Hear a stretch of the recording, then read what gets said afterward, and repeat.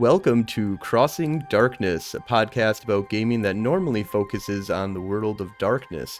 Today, however, we're going to be talking about one of my favorite games, EVE Online, a science fiction space MMORPG. In this game, you become an immortal pilot who can control some of the most powerful ships in all of the galaxy. Activities include market manipulation, spaceship combat, player versus player. We have player versus environment, spaceship combat, mining, exploration, empire building, pirating, and much, much more. Player agency is the focus of the game. Most items in the game are created by players, including space stations. Players are allowed to control their own space away from the galactic core called Nullsec or 0.0. And then there's Lowsec and Empire space, which has their own different kind of rules. Player versus player is a large focus in these games that has like battles ranging from 1v1 small gang action of 10v10, 10 v20, all different types of offsets of battles, and they can get all the way up to thousands of people piling into the system to slug things out. I've been enjoying this game for about 15 years, and I look forward to another 15 years of playing the game. We broadcast over Twitch and are open to answering questions from the show, from the chat during the show. I'm your host, Frozen Fallout, and today we have a very special guest, Joebane, who is well-known throughout Black Rise and surrounding areas as a badass solo PvP artist who lets us watch on Twitch live. Joe, how are these days treating you out in outer space? That's good. It's doing good, man. I say hello to everybody. As us pirates say, Chiza. Chiza. So how long have you been playing EVE? So, actually dedicated to EVE, truly playing EVE, about 3.5 years, I think. I dabbled in it a few times before that, which, meant a few hours here, a few hours there, but not seriously. So I really got into it 3.5, 4 years ago, when I started doing solo PvP. I got hooked. Awesome. So what was some of the things that got you starting playing EVE? Like, what was the draw for you? What kept you playing? I always liked space games with spaceships. That's attractive to me. I played other space games. I played Subspace, which I think is called Continuum now. It's still around. That was back in the 90s. I played Earth and Beyond. I did Star Trek Online. That was a great game. That was actually a good game. And then obviously Star Wars Galaxies had Jump to Lightspeed. Mm-hmm. So did all those things. And then I had friends that were playing EVE that were telling me how great it was, how great the sandbox was. The problem was when I started the game to come play with them, they would always say something like, come and do this specific thing. Come to my wormhole, come to my nullsec. Here's a bunch of money and you'll start having fun. And there was no path to catching up or being to where they were at and actually being able to hang out with them and do stuff with them. It was all, train for this specific doctrine, which is going to take 6 months. So what do you do during that 6 months? So it's kind of where I got stuck off in that a few times. Absolutely. I had a kind of the same experience to a small degree, when it came to going out into 0.0 and stuff like that. And I played a lot of the games that you talked about as well. Earth and Beyond actually was the game that got me back into EVE Online for a very short amount of time, because when they shut down, they switched everything, or they gave you all these passes. I believe it was at Gen Con, and other, just digital, I believe, or something like that, that they gave out, go play EVE Online for 30 days free or whatever. Which I think is just a normal promotional type thing anyways. Sure. But it was like, oh, well, if Earth and Beyond is shutting down, let me go check out EVE Online. And I still play Star Trek Online. But yeah, I definitely, the whole concept of having to train up to a specific doctrine to be able to do something is something that I found to be pretty off-putting to a large degree, which is why I focused a lot on Lowsec and just doing faction warfare stuff a lot in the game. Whenever I was trying to build up a corporation or try and do stuff, because I found that to be really new player friendly, and you had no need for a specific doctrine, and a frigate gets you really far. So I had never actually watched Twitch before a certain point. I heard about it, I remember I was killing some dude over and over in Black Desert Online, and somebody said he was a big Twitch streamer. I'm like, what the hell do I care, right? I kept killing him, and people got mad at me. It was awesome. So I got into Eve, and my brother kept telling me, you need to go watch this Judge Sarn guy, because if we do what Judge Sarn does, I think we would have a lot of fun. So I started watching Judge Sarn, which you may not know, but he just does solo PvP in Lowsec, or he did at the time, and just, take cheap frigates out and fly them and fight everything he could. So, I watched him. I was like, I could do that. I could do that form of PvP in this game. I could actually afford to do that just by buying some Plex, converting it to ISK, and then buying, say, 150 ships. So I did. I bought 150 Kestrels. Got them all shipped to Lowsec and started whelping them. Started chasing Judge Sarn around a lot, trying to kill him on stream. And that really got me hooked. And then I thought, well, not only could I do that, if this old dude can stream, I could probably stream too. I could sit around and talk to people in a chat. That's easy. So yeah, you do a great job, man. That's kind of what got me started. And I just never stopped from there. I really got the bug bit me. Yeah, no, you have some great content. I like your interaction with your fans, which I think we've got quite a few of them possibly in chat right now, giving some shout outs here. And definitely, it's a lot of fun watching you go out there and kick some ass. Your primary ship that I see you flying around in is an Estero. Is that your only ship that you fly around these days, or is there an array of ships that you kind of use? I go through these phases where I'll fall in love with the ship and I'll just fly it a lot. I did it with the Slicer, did it with the Hookbill, and I did it with the Comet, which I would actually say the Comet is my primary ship, because that's actually what I'm sitting in right now, getting ready to fly tonight. I've been trying to break into the top 10 all-time Comet pilots. I think I'm in 14th or 15th place. I dropped down a little bit while I was doing the Estero. The Estero had a certain appeal to me. It's really a good ship for evading people that have been hunting you, that are actively hunting you. And there was a challenge in the Estero that wasn't present in the other ships, which was the opportunity to go out and fly something really, really expensive with an expensive head and see if I could get away with it. Mm-hmm. See if I could, did I have the knowledge of the area, the knowledge of the people and what they fly and things like that to be able to evade the traps. And so that was kind of what I set off on. I thought, well, how many kill marks can I get on one? Can I get 50? Can I get 100? Can I get 250? Evidently, I can't. Haven't yet. What was the highest? Because I believe you had one recently that you had a death that you had built up a lot of kill marks on. 194. And that was a trig death, though, wasn't it? No, it was a Sancha incursion rat. Incursion rat. That's what it was. And I could have. There were several things that went wrong there. First and foremost, somewhere in my brain, I got the idea that those incursion rats didn't insta-lock frigates anymore. I don't know where I came up with that. It hadn't happened to me in a couple of years. And so I was kind of nonchalant about stomping through their territory when they had an incursion going.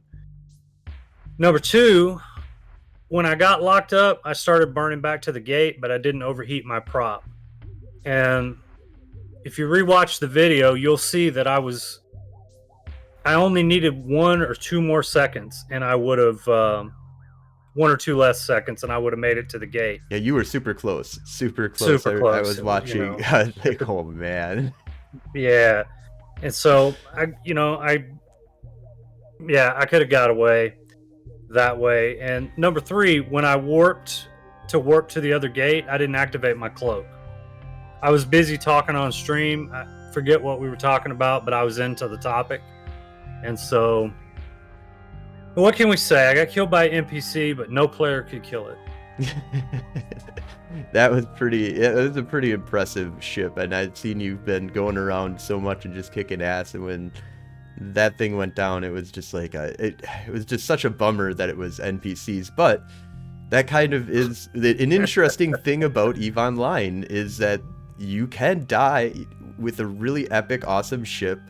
You know, I mean, of course, you could die to a lot of different things in EVE Online, but NPCs are not always going to be just little pushover bitches. I remember going around in doing asteroids way back in like 2000 and probably 2006, 2007 or so. I was just jumping around with a cruiser, maybe a little bit higher than that, maybe a battleship. But I just remember just jumping around, just doing my normal thing, and all of a sudden a officer spawn jumped on me, and I was like, oh, I'll fucking kill this guy, make a bunch of money. This is gonna be awesome. This is great. Oh, what the hell? What the fuck? Why am I nuded? And why is everything blowing up? Oh, fuck. I'm dead. It's just like, shit.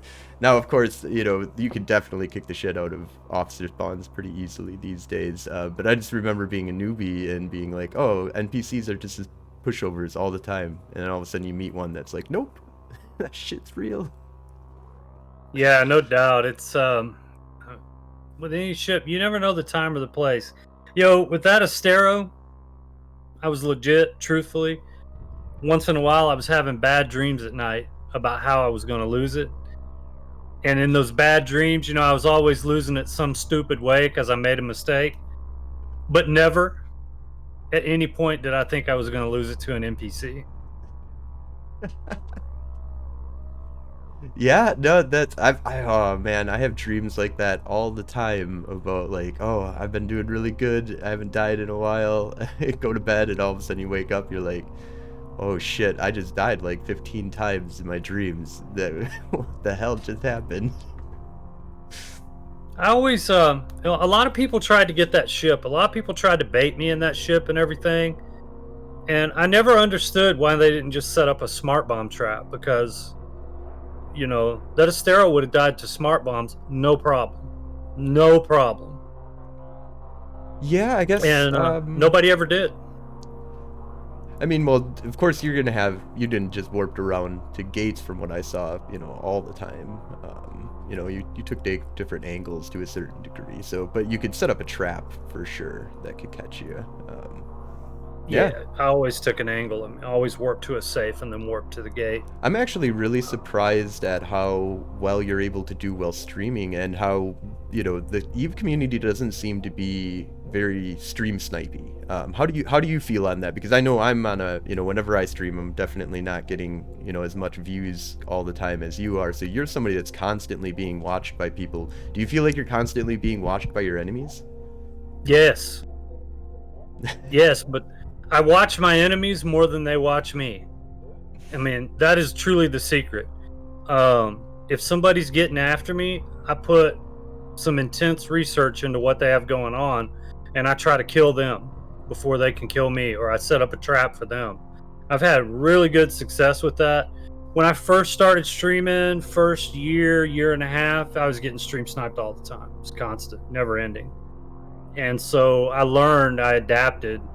You know, you can see most streamers cover up their location and their overview and all that stuff, and I don't do any of that. It's a different strategy. You know, it's a strategy of, if you want to come at me, you know, you better put your boots on.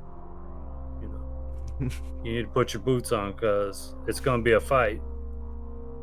Yeah, you're ever aware of your surroundings, you know, and EVE gives, you know, you the tools to be able to kind of know, you know, what's kind of going on around you to a certain degree. You can get trapped, that's for sure. but you seem to be really good at avoiding that for sure. Have you had any like really close calls that came around from stream sniping? Yeah. Um, most stream snipers, almost all of them, 99 out of 100 of them, are really dumb and basic, like most Eve players.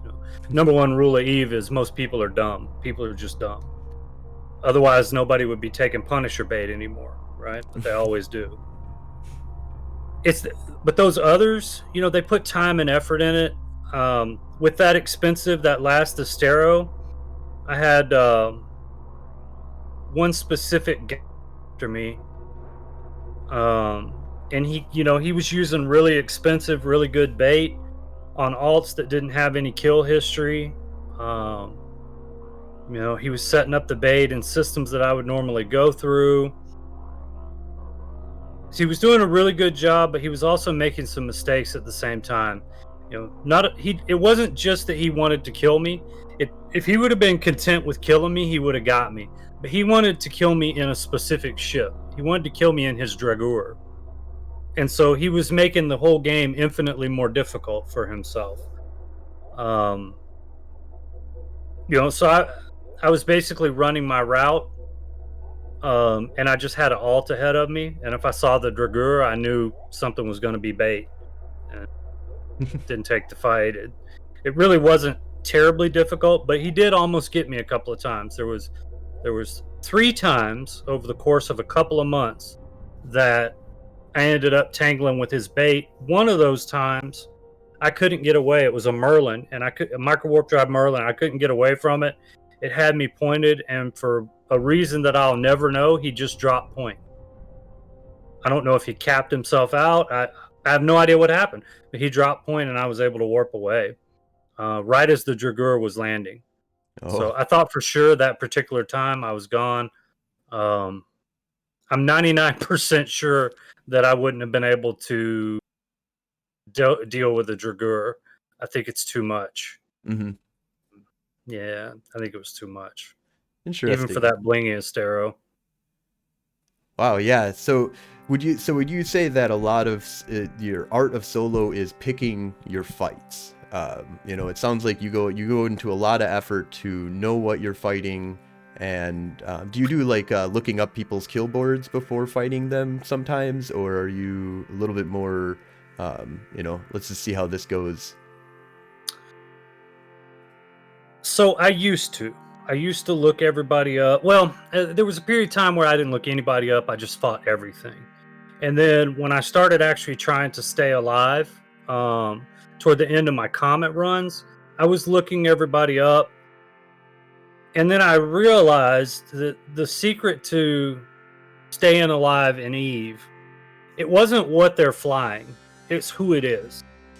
It's knowing who it is, what that person flies, what their tactics are, who they fly with, whether they bait or don't. And once I got off into that realm, I kind of started learning in a different way. And so these days, the only time I'll have to look up a kill board is if I see somebody that I don't already know everything about. Okay, yep. And then I'll take a quick cursory look. And usually the main thing I'm looking for is, do they have solo kills? And do they actually lose ships? Yep. And kind of try to start the decision-making process that way. Absolutely. So I just also want to kind of let people know that looks like we do got a good number of kind of people here. If you want to have any questions or anything that you'd like to ask Joebane or myself, definitely feel free to throw out a question or two. Absolutely. So is there any current projects that you're kind of working on right now, or anything that you want to like kind of go over with us about what you're doing with stream, with Twitch? That's a great question. Man, I'm the most basic streamer that you've ever met. These days, I don't even have a clue as to how to work Streamlabs or Twitch control panel or anything. I set all this stuff up 4 years ago. Stream World of Warships and Eve, and I haven't touched it since then. That's You know, respectable. That's respectable. I can click the go live button. I know how to raid people. And I know how to end my stream, and that's about it. Do I have projects going on? There's one thing we've kind of had to put it off a little bit because I got a new job. But me and Sheltark want to start a talk show where we talk about people in Lowsec, interview people specifically in Lowsec from the pirate perspective, and kind of cover some of the goings on in Lowsec that aren't usually covered by people. The smaller things, what do the small gangs have going on and things like that. So we want to do that. The Joe and Shelly show. We were planning to start it this coming month, here in just a few days, but I have to push it back a little bit. Because of my new job. I have to settle into that. So, sometime this summer, I think we'll get that going. That'd be awesome. Yeah, I'd watch that for sure. And I really do think that it would be nice to have a more focused on Lowsec pirating kind of what's going on in faction warfare space, not necessarily from a faction warfare player, but from a pirate kind of neutral point of view of, and what getting that kind of landscape as like a show would be really interesting. If anybody knows about any shows as well, or news about how, I know there's a lot about what's going on out in 0.0. I definitely read that stuff, but I don't see a lot of focus on, all the little things that are kind of happening in Lowsec, especially with the actions between different pirate groups. And I think that would be awesome, dude. I would love to just hear, like, this little thing that we're doing here is just like I'm like, I like EVE Online. I've got a podcast that, talks about gaming. Let's sit down and do some interviews with some EVE Online players. And that's a good idea. And so, yeah, but I have something that'd be interviews along with news, which is something that I don't know if I've thought about that. But I think it's too much for me to try and study the whole news aspect of it. But yeah. Notorious news, I watch that all the time. He does Same. Like an episode every single day. Every day. And it's really, I would love to see it on a more bigger scale of like what's going on in the whole politics of Lowsec. But he does a great job of talking about what's happening in Notorious and what's happening in the surrounding areas. You can, anybody else, you guys should check it out. Notorious News on YouTube. He posts like every single day. It's awesome. Truthfully, if you get to the root of what's going on in Lowsec at any given time, this is how it works. You know who Tau AD is, right? I've heard the name. Yeah, Tau AD is the leader of Snuffed Out. All right, so what these guys do is they huddle up in the middle school bathroom, and Tau AD, he stands up on the sink. He's like, okay, bruvs, this is what we're going to do when we get out of school. After we get our peanut butter and jelly sandwiches from our moms, we're all going to log in. We're going to play 30 minutes of Fortnite, and then when Fortnite's over, after we take Tomato Town, we're all going to log into EVE Online and we're going to wreck everybody. That's how it goes down, and that's how Snuffed Out controls Lowsec. Yeah, no, that's what a baller. Yeah, I love just hanging out in Lowsec because I have no idea what the hell's going on. I just run around and just shoot people. It's like everybody's neutral. I got in with a gang of pirates recently. So I got a couple buddies out there, but mostly I'm just trying to shoot people in the face. Nisawa Cartel is what we joined up with recently. So they've got a bunch of stuff, and they're a bunch of really crazy Koreans that love kicking the shit out of people. I love the Koreans, dude. I live with the Koreans now. I kind of moved up to, when I was doing the Estero thing, which I don't know that that's over with, I moved up to Nisawa. I was in Notorious, but a couple things I didn't like about Notorious was, one, the stations kept flipping to other people, and two, there's only one way in and out. So that's really dangerous, for somebody to be able to smart bomb you. Nisawa was better. That's where the Koreans are at. And the cartel guys, those GoPo guys, There's some really, really good players Yeah, in no, those I groups. so what Phenomenal it was players. really interesting because I'm just fucking around, with my little corp that I have, and me and my couple buddies that we have, throw up a station, or I can't remember, one of the industrial like mining stations, and I was Right. just messing around, like see what happens. We're not going to be able to defend it, but if we can get it up, that's great. If we lose it, whatever, I don't really care. And so we threw it up, and they came over and blew it up, but then they started contacting us, and they're like, well, why did you do that? Like, why would you put down that station and not defend it? And I'm like, oh, we're Interesting. just seeing what's going on, like that's just see if we get a station up, that'd be cool. And they're like, well, if you want a safe home and you want access to stations, we got a faction warfare alliance that we're starting up now called the Nissawa Cartel.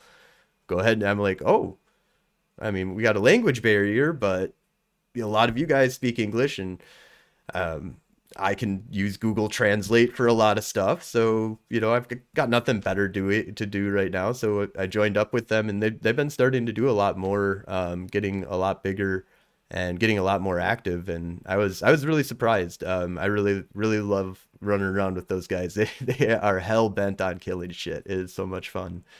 Everybody speaks kill marks. Yeah. Absolutely. So what I've have you? only had good interactions with those guys. So, you live in the Nissawa area. Do you primarily just you're neutral, right? You're not faction warfare one side or the other. Yeah, I'm not faction warfare one side or the other at all, and I have almost no blues. Pretty much everybody's a target. There's a list of people that I won't fight because they're too dangerous. Being honest, there is. Your own Do personal I red live there? list. Where I live is a complicated subject. I mainly live in Murthan, but I have staging systems in Sisseed and Sujarento, and then I have depot system in Nasawa. So that's where I have like drugs, paste, cap boosters, refill consumable items, and I have a few of those systems spread out through Lowsec. But back when I was getting stream sniped, the easiest way to combat stream snipers was to be able to just move around. Hmm. So you can clone, then you can pod back to your medical center, and then you could fly over to some other area, and you got ships up there, and that made it, stream snipers. If most of them will chase you around for 10 minutes, but they don't want to chase you around for 2 hours. Yeah, no, absolutely. Yeah, people don't want to chase you forever. They want to get that easy kill, easy instant gratification type stuff. Yeah, for sure. Um, yeah, definitely. So you recently had a PvP kill that happened in a Estero that you were flying around in. Can you give us a little story, since that's fresh in your memory on that? PvP loss. The Estero I lost today. Is that what you're talking Yep, the about? Estero you lost. Yeah. Yeah. So we lost that at 20 kill marks. I hadn't really had a challenging fight out of it. I had a 3v1 that was okay. Um, that one was, I didn't have any abyssal modules on it, so it wasn't blingy at all. I was roaming around. I saw a comet. I had a strong sense that guy was going to be a dual web void comet. I warped in. He warped in. He was dual web void comet. My brain kept telling me that any second the newt was going to break him. The newt was going to break him. The newt was going to break him. But I think he was just nossing more than I bargained for, and I was newting him and having to dual rep at the same time. I had fought dual web void comets with my other fit, the abyssal fit, and I really had no problem with them at all. But that ship reps over 2 times the reps for the same amount of capacitor than the one that I was in today. And so I think right at the point that I had him neuted out, he broke my tank. I capped out. And also my ancillary armor repper ran out of paste. So all that happened at the same time. And he won. I didn't. It was a good fight. I wasn't upset about it at all. I could have warped away. There was a point in the decision making of, do you want to warp away and be safe, or do you want to stay here? And because I wasn't in one that I considered to be blinging, I decided to stay. The 20 kill marks, when you're in any particular fight, you can't consider the kill marks too much. Otherwise, you run away every time you get hit by anything. You're always thinking about your exit strategy. So, you want the mentality to be, how can I get the kill? Yeah, I have to agree with Enterprise on chat here that sounds like it was one hell of a fight. So is that a fight you'd take again if that was presented to you again? Yeah. I not only that, I would fight the same guy with me in the same fit right now and try to do a little better module management. I think if the exact same thing happened all over again, it's 50-50 on which way that fight goes. If I was in a little blingy or a Estero, if I would have had an A-type repper, I have no doubt that I could have won it. Either a better Newt or an A-type repper. Either one, I think, would have turned the tides. Very good fight. Yeah, I would definitely do it again. Awesome. So when you're going around looking for solo PvP 1v1 kind of action, what's the kind of tactics that you're using? Are you going around using the faction warfare plexes that are out in outer space, or do you have different kind of tactics? Are you hitting up belts and stuff like that anymore these days? Like, because I find myself not really hitting up belts anymore, but I also, just for our fans too that are watching that are interested, how do you get into all these 1v1 fights? I mean, you've got what 3,603 solo kills. 3,603 solo kills. Like, I would be jumping up and down at 1,000, like, but you're out there kicking ass, taking names, man. That's really a great question. All throughout my gaming career, I've tried to get in a situation where I could go out by myself and kill other people, and if we're being honest, grief other people. Spawn camping, all that kind of stuff, killing people that have no chance of killing me. That's always been my jam.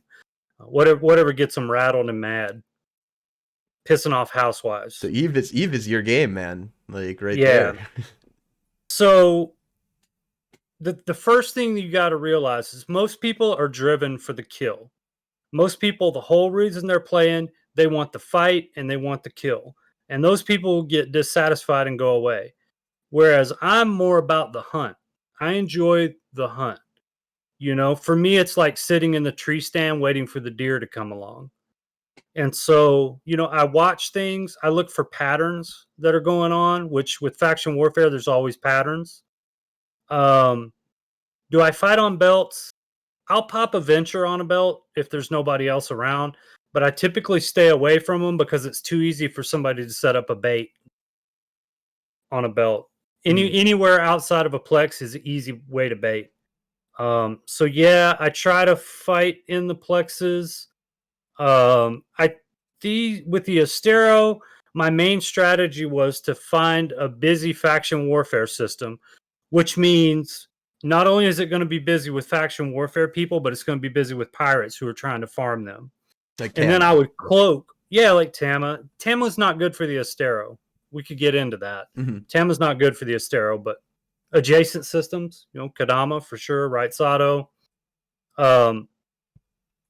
Nagaminen around in there. That's all good territory.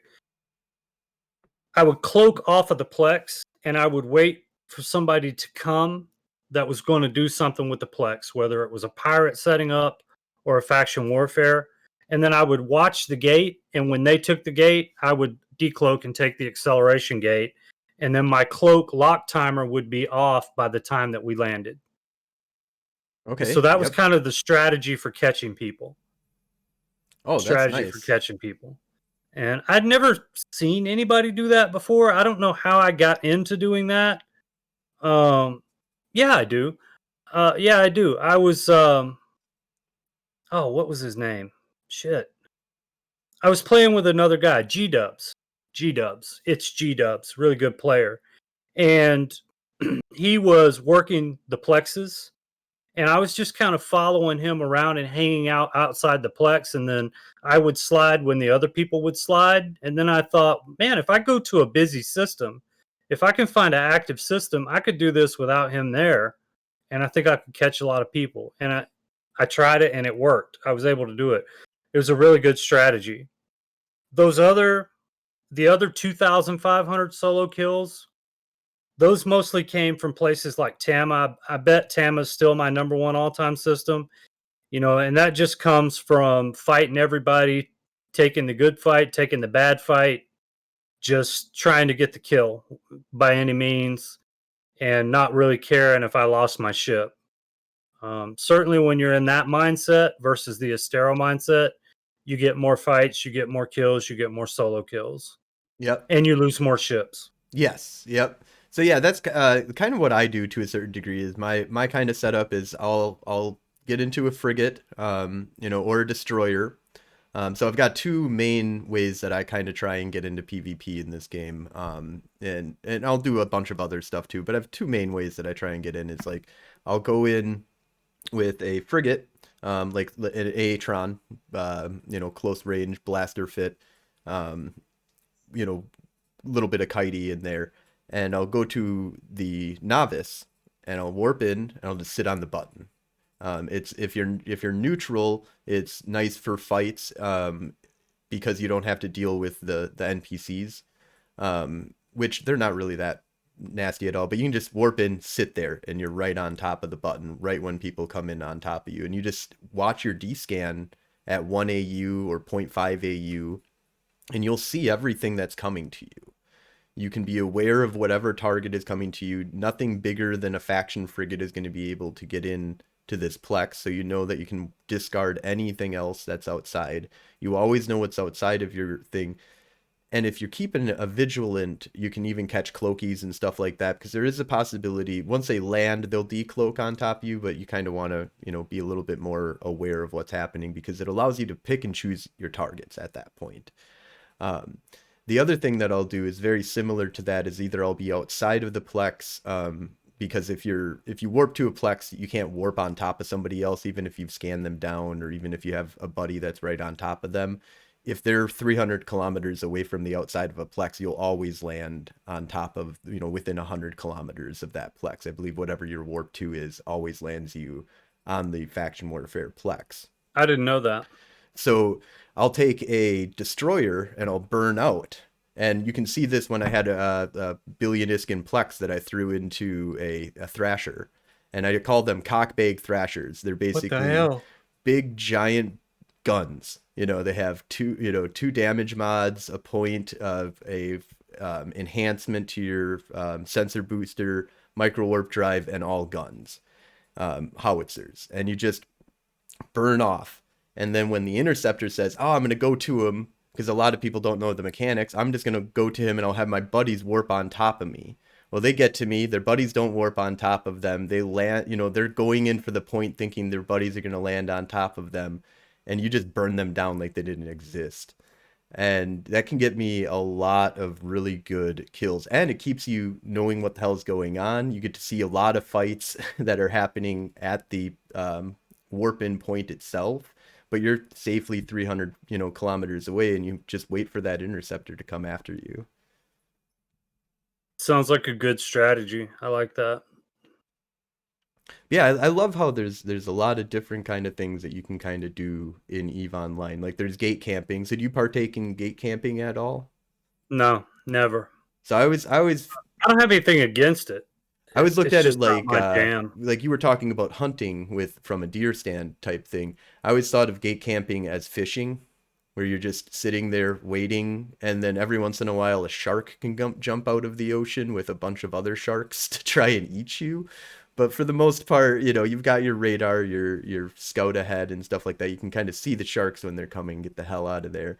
But I always found it to be like the, extreme fishing. Like every once in a while you get attacked by giant sharks. But for the most part, you're just sitting there easily fishing away and just deleting everything that comes through. One thing I'd like to tell the audience about gate camps is that's the number one thing people will bring up when they say they're afraid of Lowsec Mm-hmm. is the gate camps, right? And everybody's got some story about how they went to Lowsec and there was just a gate camp and they died. I and others prove every night that you can go everywhere you want to in Lowsec without getting killed by a gate camp.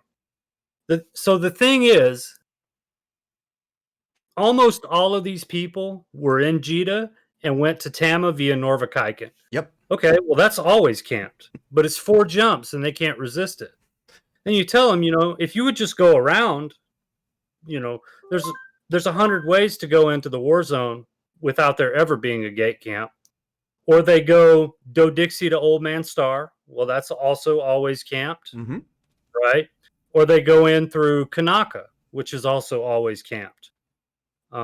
But you could go in through Ishamilkin, you could go in through Murathan, you can go in through Uleta, Parts you can go in Obalu Sarah. sometimes. Yeah, Parts Obalu. yeah, I love the Parts Obalu Hain area. It's just such this weird fucking area. yeah. So absolutely tons of ways to go in. No, yeah, I completely agree. The idea of how to get around in Lowsec, is this thing you have to learn. But once you learn it, you can get into it. One of my favorite strategies is you can get almost any ship around with a cloak and a micro warp drive. If you've got a prototype cloaking device that only cloaks when you're not warping, you can jump through a gate.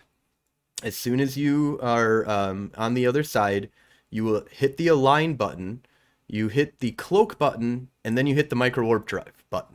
And then you turn off your Right, micro warp drive. You wait for the micro warp drive to go through its entire cycle, and then as soon as the micro warp drive is just about to turn off, like right at that second, you hit the decloak button and you hit the warp button. Because what you're doing is that you're shooting yourself really fast, as with that micro warp drive, and you're cloaking, which is causing a feedback of saying that you're going to be going, you have to go much slower than what you are, but you're already going fast, so you have inertia on your side. So you're going to be going forward pretty quickly for a while. And then as soon as you decloak, you hit that special area where you're at the right speed so that you can just jump right into warp. I mean, there's definitely a few things here that you can get hit by, like somebody that can run right at you, depending on how quickly that cycles for you. But yet, I would say that you're probably at about 95 efficiency once you get it down, and you can practice the hell out of it in high sec. It's not something you need to be in danger for you to try out. But you yeah, can get a that's a very good battleship around. strategy. Good strategy to bring up.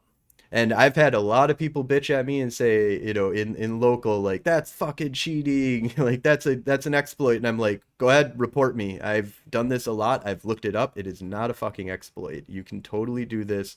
It is legitimate. It is using the game mechanics to your advantage. And CCP has known about this forever. And if they wanted to fix it, they would have fixed it. They also have talked about it. I believe there are official posts that say that it's not an It's exploit. definitely not an exploit. It's not an exploit at all. So do you have any other cool kind of tips about living in Lowsec? The number one tip that I try to give people is if you want to live there, or even if you want a weekend warrior there, get you some ships and get them hauled somewhere in Lowsec. That way you can just set your medical clone there. You can grab a ship, it's already fitted. You can go out, fight, and then you can just pod yourself home to where your ships are, and you can keep going and keep going and keep going. I think a lot of people get bored because they die and then they have to go back to Jita. Then they got to buy another ship. They got to fit the ship, Get killed and by then the they've got gate to camp get or killed go by the gate around camp the or long go way. around. Yep. And you spend your whole night not actually even in a position to get a fight. You're doing logistics for yourself. That's what you're doing all Yep. night long.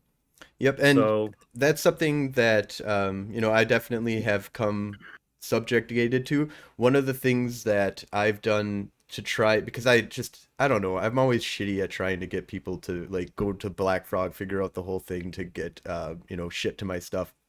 So one of the things I just did is I went to Nissa and I just started fucking buying shit and putting buy orders up on the market in Nissa, and that shit works.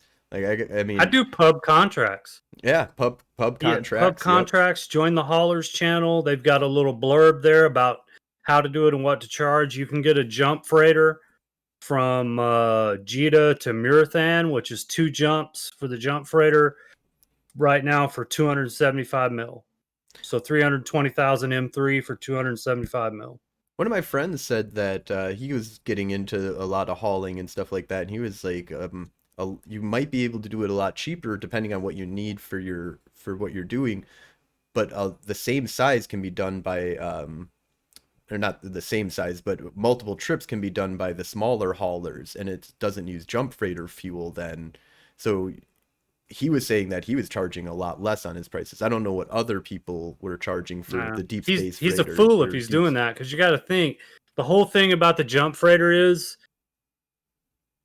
being able to do it all in one trip, so it doesn't take up much of your time. It sounds Mhm. like he's not valuing his time, because I mean, does he want to spend all day doing something that he could just get done in 10 minutes?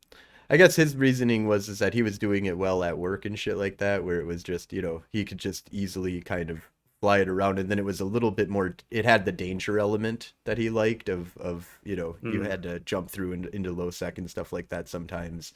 But yeah, I'm not sure what the whole other area is, but I know that yeah, everybody does jump freighters to get your shit around, and it's easy to get people to do the public contracts. Black Frog, there's doing it yourself. Yeah. If you're rich and powerful. Yeah, Black Frog does it. Push X does it. There's another underutilized corp called Registered Amateur Mathematics Company. Those dudes have hauled a lot of stuff for me, and they're fast. Reams is their corp ticker, REAMS. And then I finally settled on pub contracts because they're generally faster and cheaper for me. Yeah, no, that makes sense. Absolutely. Yeah, I have to say that one of the things that I always found really interesting about Eve was the aspect of having my shit everywhere, and that it would take minutes, if not, hours, for me to even gather up some of the stuff that I have out there. Like when I first started playing Eve, one of my worst habits was I didn't know what a trade hub was. So I just went into Eve and I just was like, okay, I'm just gonna buy this. Oh, it's 3 jumps away. Okay, so I'd go 3 jumps. Okay, and then I buy something else. It's 4 jumps away, and then I go there, and then I'm like, okay, I got to get home. So that's like 25 jumps away now, and I don't even know where the fuck I am. I always found that really interesting about Eve, that there is the aspect of actually moving shit around and having shit in one place. Like most MMORPGs, you've got like your bank that if you go somewhere, you get access to everything. Eve is one of those few games that's like, nope, you're gonna spend hours trying to even get to your shit. Like that's some of your gameplay, and there's a whole aspect of the game that surrounds that, which is this hauling with freighters and jump freighters and doing it yourself type kind of shit that you have to deal with in Eve. And I love that aspect about Eve.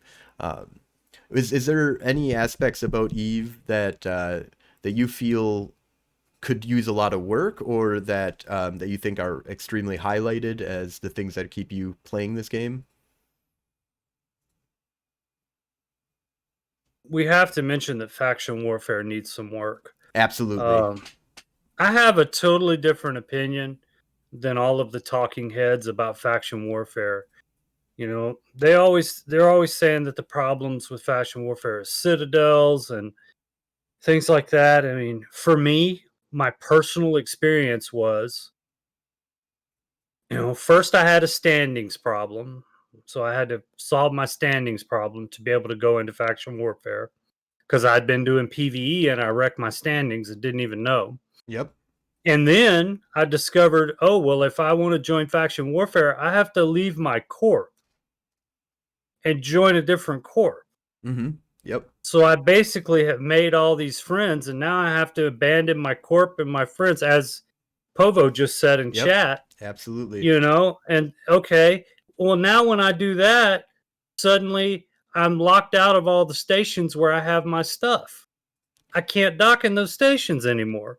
And not only that, if I'm flying through there, the police shoot me. And all of this is before I've done my first day of faction warfare. You know, before I've taken my first ship to my first plex, I have to deal with all that bullshit. They need to get rid of all that bullshit and also just implement faction warfare as one of the starter career paths. So Absolutely. you need to let the start of the game say, you know, obviously hauling is an option, exploration is an option, but so is faction warfare, and make it easily accessible to the masses. I would You love to know, see it where you could join up as an individual that doesn't me need too. to leave your corporation, that you can just say, hey, I'm part of faction warfare now. You know, I get to keep all, because what's the difference? What difference does that make? I don't, maybe there's a coding reason for it, but I feel like mechanically it should be a career path. It should be, I am part of the faction warfare. Um, the idea of being locked out of Jidda is also another dumb thing. If you join anybody that's on Galente or Minmatar's side, you get locked out of the major trade hub of the Yep. game. If there was, if Dixie was a major trade hub, you know, it is a major trade hub, but it's not Jidda in any way, shape, or form. You know, No, it's and not. You're gonna have to pay for that. Now I've used some of that to my advantage. You know, I like Dodixie comparatively to Jidda actually because I can sell for better there. I can manipulate the market a little bit more because there isn't a billion people trying to manipulate the market. But I am personally getting ripped off a lot of the times when I'm buying shit there. But it's just, for me, ISK is not worth that much of my time anymore. So it's, you know, I don't really care anymore. I mean, Jita isn't necessarily the most favorable trade hub to a certain degree, depending on what you're doing. But if you're just trying to buy something straight up, Jita is almost always going to be the best price comparatively to the other ones, depending on what you're buying. Yeah, There's some getting locked sourcing. out of NPC stations in high sec is just dumb. Well, you can Um, go, you can dock in NPC stations. They just have the all of, which I also found to be really weird, but all of the NPC stations in HiSec are dockable. You can go to Jita, but the police and the faction warfare people are going to shoot you if you, as soon as you undock. right, And basically you're locked out, you know, for any real right. purpose. You know, there's fun little mechanics that you can do, but I also agree that that just needs to go. You know, I brought this up pretty recently, and I encountered the argument that, well, if you do that, you're going to change the whole system of mechanics that the people who do factional warfare in high sec rely on for their PvP. And my response was, who are these people? Where are they? Like, can you show them to me? Is there more than 20? You know? when faction warfare is pretty much a make money farmer zone right now, and I mean I don't see any coordination of anything.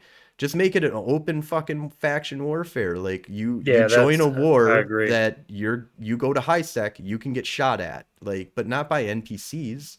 You know, it's the same way. And you can already, if you have a gang of like 15, 20 people or whatever, you can start negating that mechanic and go around and start busting the shit out of people anyways. If you've got a citadel that's in faction warfare space, you can manipulate some of that shit. I know back in the day they did a bunch of shit with POSs and fucked with the whole system regarding that, you know, basically negating it altogether and just causing havoc because everybody thought they were protected in their own space.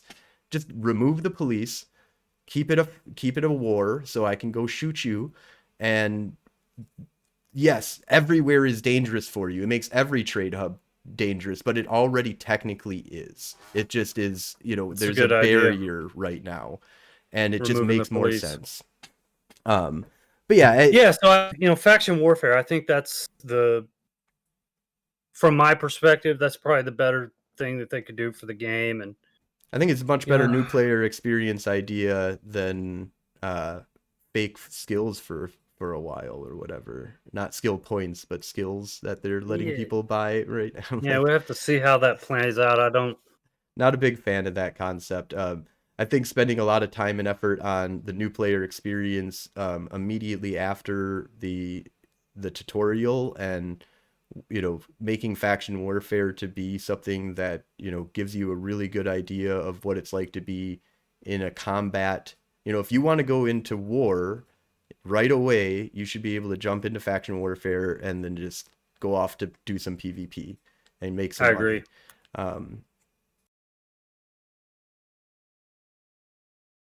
My internet's kind of taking a crap.